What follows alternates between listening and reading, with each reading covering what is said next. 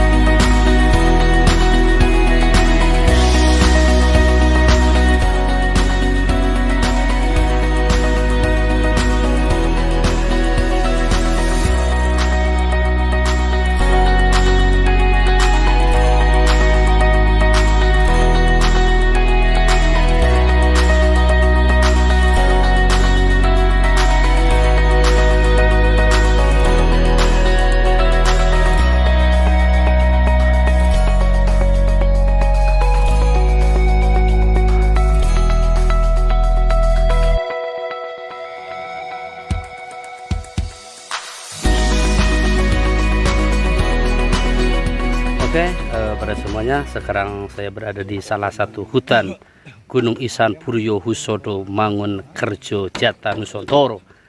Di sini saya akan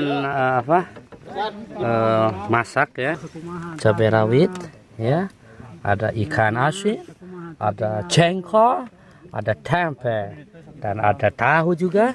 Dan ada, ya, karena suasananya di hutan, jadi kami semuanya membuat apa istilahnya, memasak nasinya dengan masak nasi yang alami.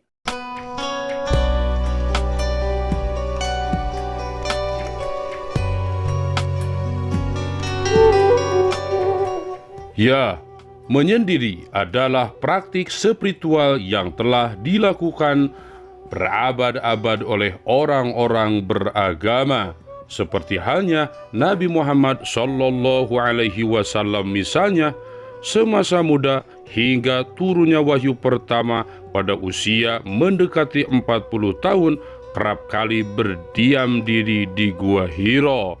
Tujuannya memahami diri sendiri dan meminta petunjuk Allah Subhanahu wa Ta'ala. Hingga di tengah kekalutan bagi dan Nabi, turunlah wahyu pertama, yaitu Iqra, bacalah. Iqra, bacalah. Biasa diterjemahkan sebagai membaca oleh sebagian orang. Bahkan Iqra ditafsirkan tidak hanya membaca teks, tapi juga konteks. Dalam konteks kita sebagai manusia, yang pertama kali kita baca adalah diri kita sendiri.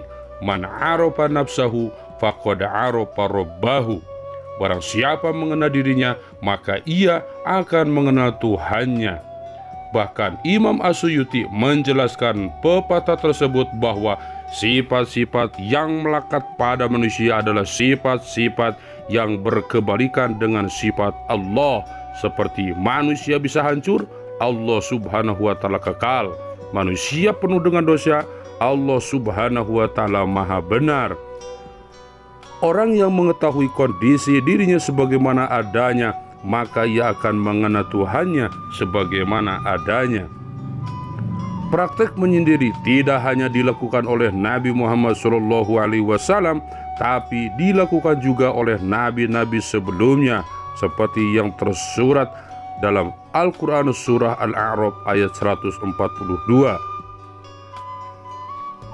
Nabi Musa misalnya dijanjikan oleh Allah Subhanahu wa Ta'ala akan diturunkan Taurat ketika Nabi Musa sanggup berpuasa berdiam diri selama 30 hari, kemudian digenapi menjadi 40 hari, yaitu di Gunung Turisina yang sangat dingin dan minim makanan.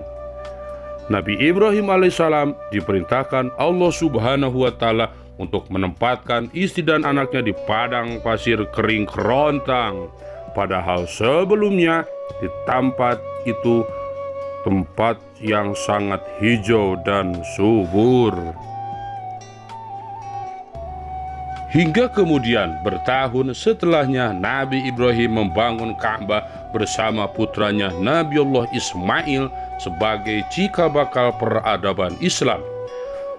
Begitu pula seperti halnya Nabi Khidir alaihi salam yang konon katanya sampai saat ini masih hidup di samudra, memberi petunjuk bagi orang-orang yang tersesat di lautan. Samudra menjadi pertapaan Nabi Khidir alaihi salam. Banyak orang besar yang membangun peradaban besar itu keluar dari petapaan. Tradisi bertapa juga dilanjutkan oleh para wali dan para sufi, bahkan hingga sekarang seperti orang-orang tertentu biasa melakukan khalwat di dalam hutan.